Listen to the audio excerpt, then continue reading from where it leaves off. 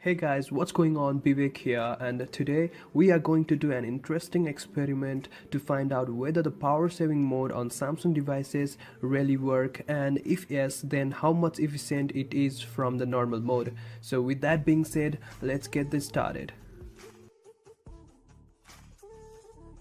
For the sake of this experiment, I am using my Samsung Galaxy S7. So to keep things on level, I'm going to put the resolution on 1080p, as mid-range devices from Samsung usually comes with a 1080p screen. So screen brightness is set at 90%. Now in power saving mode, you can customize some of the settings.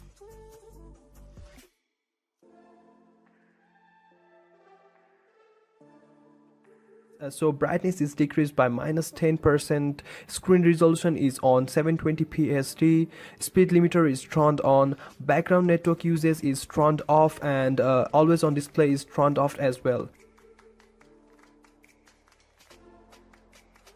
So I was a little skeptical on that speed limiter thing, so I checked it by installing CPU-Z and found out that when you turn on power saving mode, it really do limit CPU cores. So now let's begin the test. On the left we have normal Galaxy S7, and on the right side we have power saving mode turned on Galaxy S7.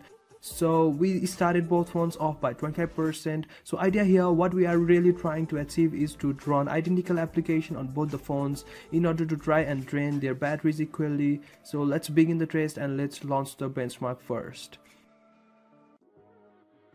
The battery indicator is given in the bottom of the screen, so you can see that the level of battery remaining on the phone, on each phone from there.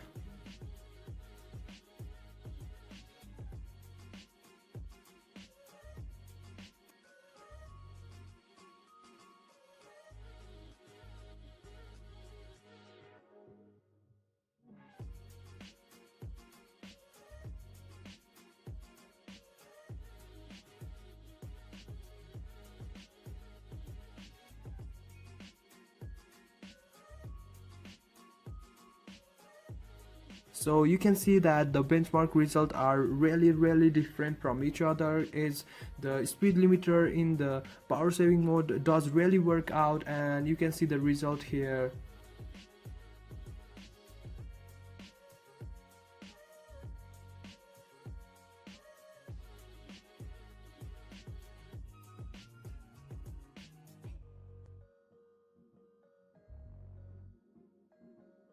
So now let's open the another benchmark, that is quick benchmark.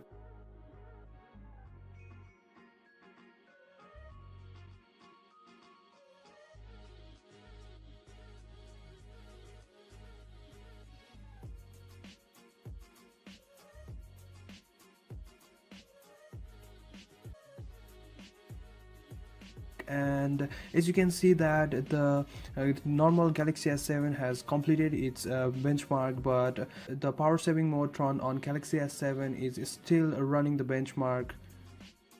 Now let's launch the Subway Surfer games for 5 minutes in both of these devices.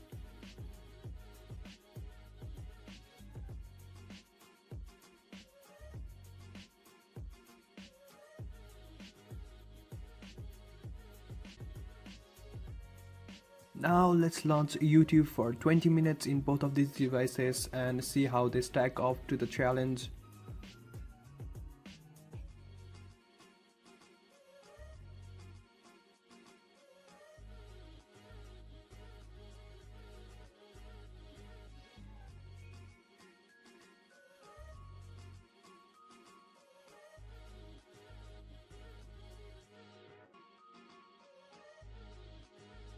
Now let's launch the browser and test it for 10 minutes in both of these devices, and let's see what happens.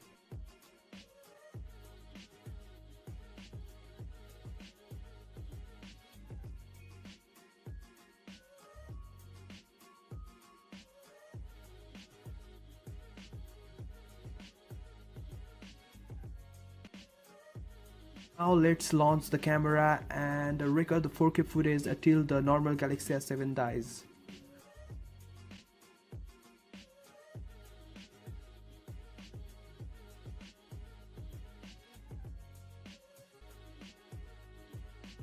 So the normal Galaxy S7 turns off at 15 minutes and 44 seconds, while the Galaxy S7 with power saving mode is still hanging in there with 6% of battery left, which on the face of it doesn't sound like much and like a subtle difference down to margin of error. But let's do a little bit of math here. Assuming both phones hit 25% at exactly the same time, and that the S7 with power saving mode had exactly 6% battery left when the normal one had hit 0%, this would mean that the power saver had actually saved us about 25% of battery juice. When you think about the magnitude of that number, getting an extra 24% of battery life, that's actually quite significant. So the Samsung's power saving mode works significantly well. Anyway guys, I really hope you enjoyed this video and found it useful. Don't forget to smash that subscribe button down below. It's me Bbek signing out. You guys have the great day. Peace.